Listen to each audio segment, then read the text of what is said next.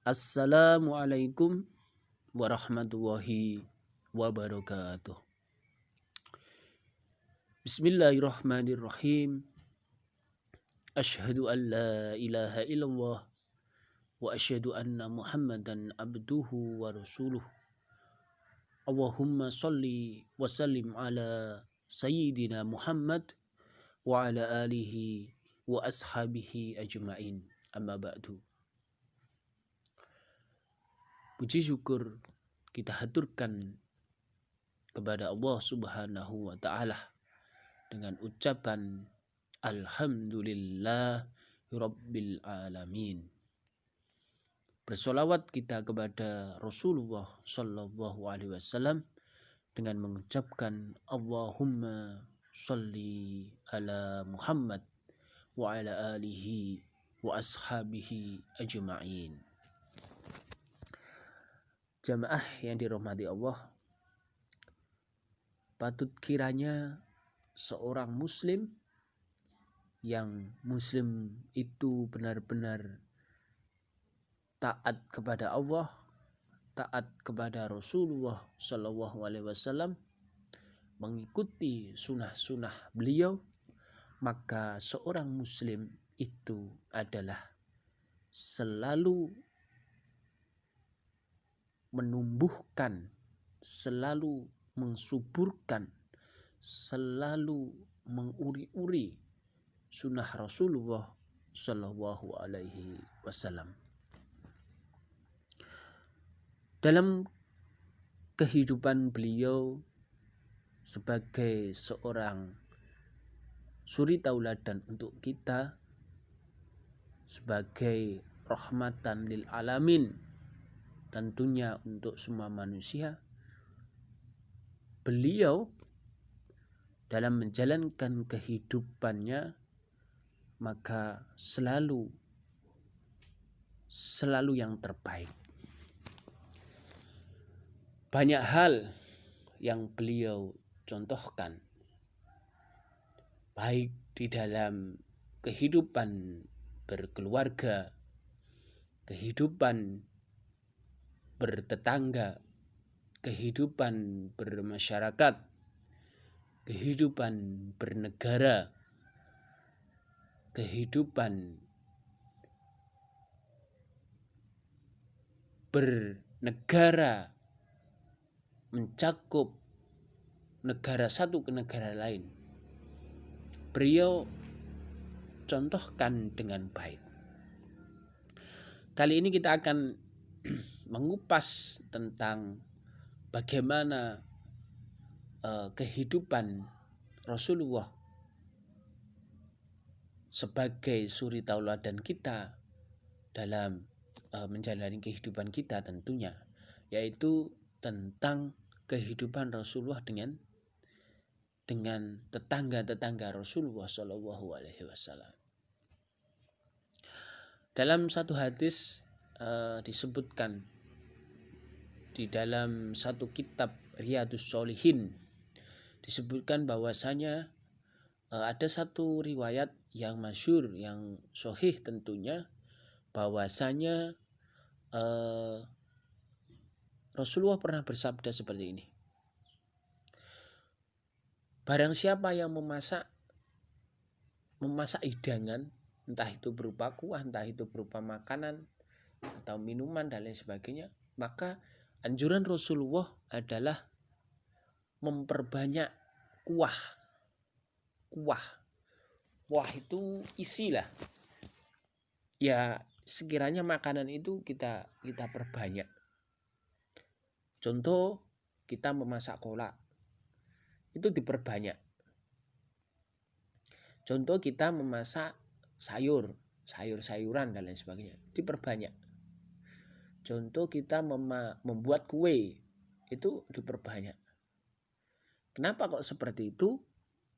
Diperbanyak itu dalam lingkup bukan untuk keluarga kita saja, bukan untuk anak, istri atau suami kita saja, tapi dalam lingkup ini adalah untuk Lebihannya itu adalah untuk dibagikan ke tetangga sekitar. Ya.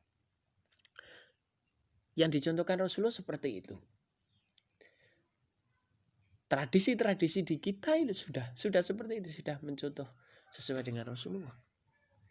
Kita ketika memasak makanan-makanan yang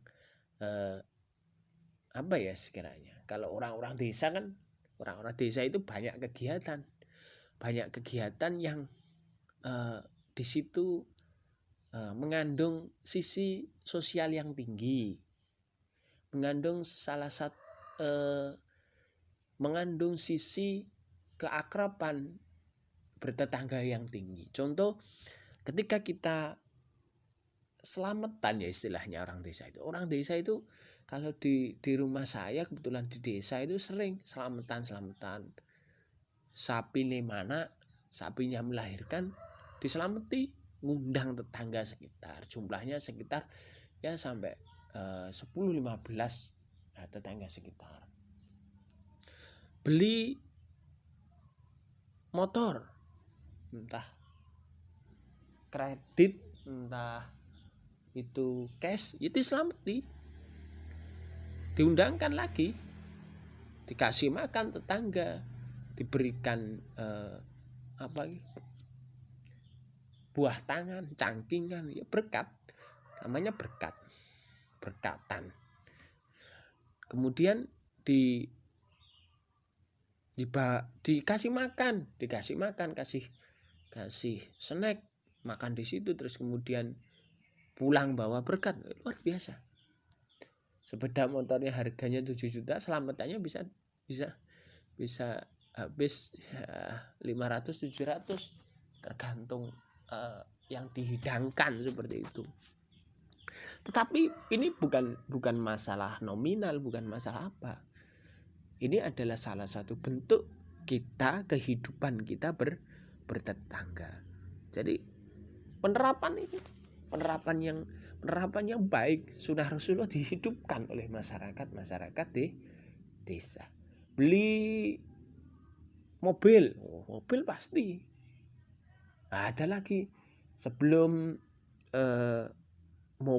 sepeda motor atau apa itu masuk rumah, itu anak-anak kecil dipanggil. Dalam rangka apa? Disuruh lihat. Kemudian di situ orang-orang desa membagi uang koin. Syirik, Ustaz? Enggak. Itu dipanggil barang. Nah, itu salah satu bentuk doa ikhtiar kita. Sedekah itu sebagai tolak bala. Nah, caranya itu. Ya, orang desa itu kalau beli sesuatu, kalau tidak disedekah wedi. Urung dibanjaki kok dilebokno omahe iki wedi. Takut beli sepeda motor baru, mobil baru, kendaraan yang istilahnya dibuat untuk pekerja, dibuat untuk riwariwi, perjalanan di jalan raya dan sebagainya. Yang itu kalau ada terjadi sesuatu memakan nyawa, resiko dan lain sebagainya, maka disodakoi lewat seperti itu. Itu menerapkan hadis Rasulullah, cuma dikemas dengan cara adat istiadat orang kita. Kalau di zaman Rasul kurma, kurma. Tapi kan kita bisa kemas dalam hal itu. Kan bukan masalah pemberian apanya, tetapi caranya. Cara Rasulullah untuk memberikan kepada tetangga. Ya, itu belum kegiatan yang lain, manganan, selamatan bayi, selamatan melahirkan, akikoh, tahlil, banyak. Itu salah satu bentuk bahwasanya orang desa menerapkan prinsip-prinsip sunnah Rasulullah, yaitu baik dengan tetangga. Karena ketika kita baik dengan tetangga, maka insya Allah ketika kita sakit, itu pasti yang pertama kali tetangga. Ya kalau saudara-saudara kita hidupnya di sekitar kita. Tetapi kalau saudara-saudara kita jauh, siapa? Itu tetangga. Bawa ke rumah sakit itu tetangga. Yang jenguk siapa? Tetangga. Hakul mukmin, hakul muslim, haknya orang-orang muslim itu adalah salah satunya adalah menjenguk orang sakit, memuliakan tetangga. Penting tetangga itu. Jangan sampai ya kita benci terhadap tetangga, apalagi bermusuhan dengan tetangga. Masya Allah, Rasulullah mencontohkan seperti itu. Kalau sekarang ada gerakan tengok tetangga 40 tetangga. Kira-kira yang belum mampu siapa dibantu dan sebagainya. Cobalah kita menerapkan hidup ala Rasulullah, insya Allah kehidupan ini akan baik dan kita tidak pernah mempunyai musuh. Kemudian sayuran, kalau tadi berupa bahan, berupa makanan ya, makanan seperti kolak, nasi, bubur dan lain sebagainya yang kita bagikan terhadap tetangga. Kalau sekarang sayuran barangkali hasil panen jagung, panen umbi-umbian, panen apalah sayur-sayuran dan lain sebagainya, kita bagikan ke tetangga. Yang punya kandang ayam kalau di desa saya ada yang ternak ayam, ayam besar yang dipotong itu ayam boiler atau apa itu.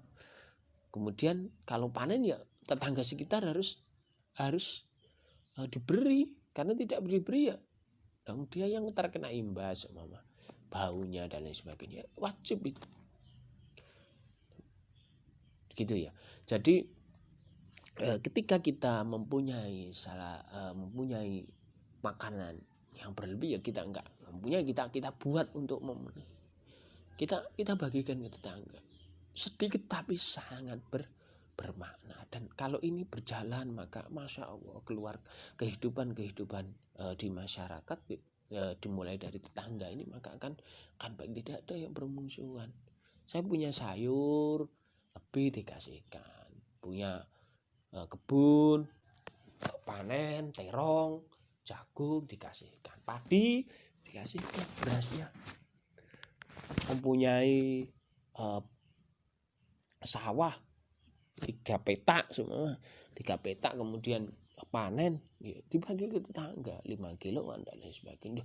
Masya Allah, itu luar biasa. Jadi tidak ada istilah bakhil, pelit tetangga dengan tidak ada, kan keharmonisan ini ya, ini salah satu stimulus. Barangkali ada tetangga yang medit dan sebagainya, tetap dikasih. Ini hukum sosial di masyarakat.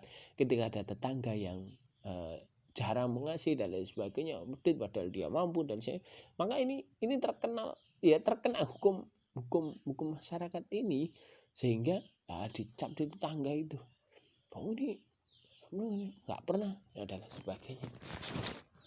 Ini bukti kita sudah menerapkan prinsip-prinsip sunnah Rasulullah. Tetapi jangan dilihat pada itunya ya, barangnya harus kurma, harus gandum, jawut, harus, dan ya kita kemas yang lain lah. Makanan pokok di Indonesia beras, nasi, sayuran ada sayuran. Nah seperti itu.